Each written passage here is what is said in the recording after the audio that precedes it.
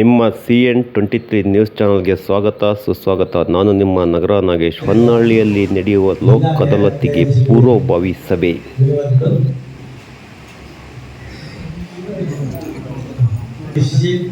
ವಕೀಲರ ಸಂಘದ ಅಧ್ಯಕ್ಷರಾದ KP ಜಗ್ಗನವರು ಎರಡೇ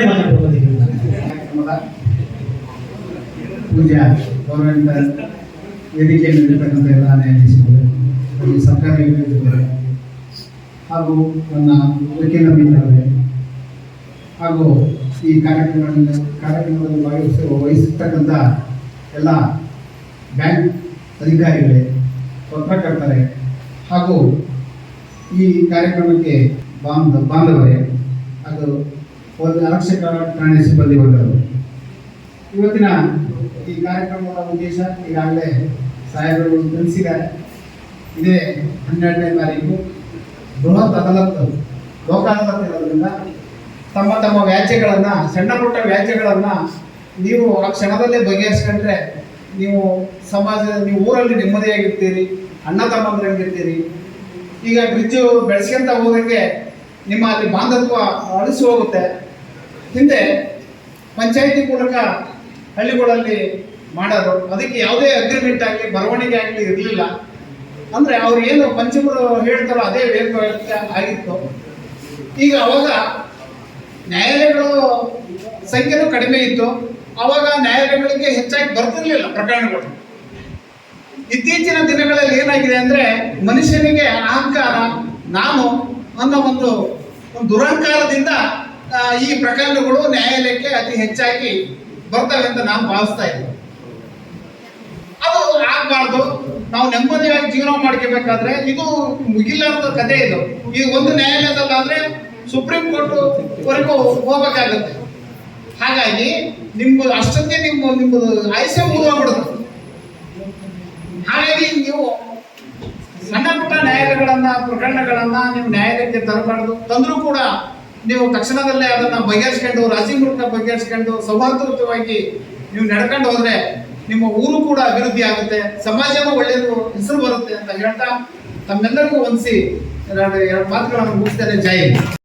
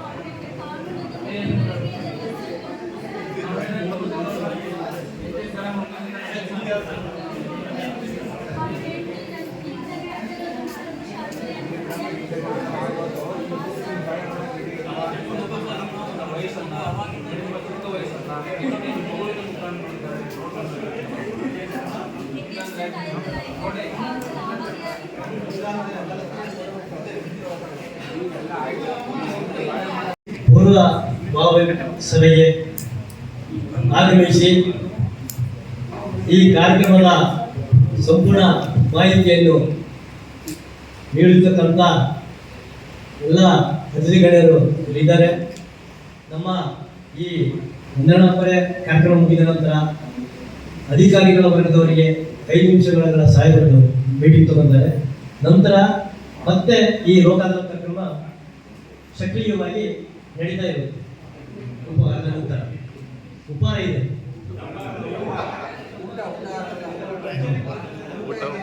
ಇದೆ. ಇಂದಿನ ಈ ಕಾರ್ಯಕ್ರಮಕ್ಕೆ ಆಗಮಿಸಿ ಅದಾಲತ್ ಬಗ್ಗೆ ಸಂಪೂರ್ಣ ಮಾಹಿತಿ ನೀಡಿದ ವೇದಿಕೆ ಮೇಲಿರ್ತಕ್ಕಂಥ ಎಲ್ಲ ನ್ಯಾಯಾಧೀಶರಿಗೂ ಮತ್ತು ಎಲ್ಲ ವಕೀಲರಿಗೂ ಮತ್ತು ಆಗಮಿಸಿದಂಥ ಎಲ್ಲ ಅಧಿಕಾರಿ ವರ್ಗದವರಿಗೂ, ಕಕ್ಷಿದಾರರಿಗೂ, ಸಿಬ್ಬಂದಿ ವರ್ಗದವರು, ಎಲ್ಲ ಇಲಾಖೆಯವರಿಗೂ ವಂದನೆಯನ್ನು ಸಲ್ಲಿಸುತ್ತೇನೆ. ಜೈ ಹಿಂದ್.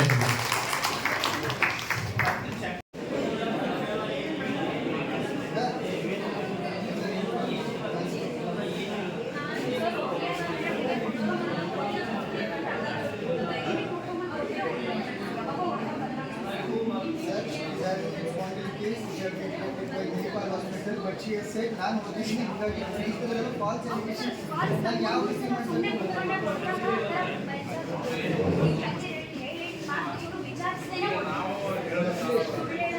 ಯಾವುದು ಹೇಳ್ತಿಲ್ಲ ಸರ್ ನನ್ನ ಜೊತೆ ರಾತ್ರಿ ಅಂತ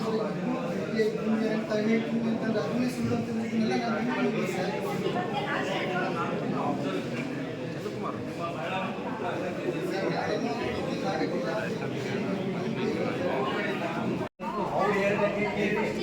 ಅವ್ರು 3 ಜನ ಇವರಿಗೆ ನೀವು ನಾನು ಮಾಡ್ತೀನಿ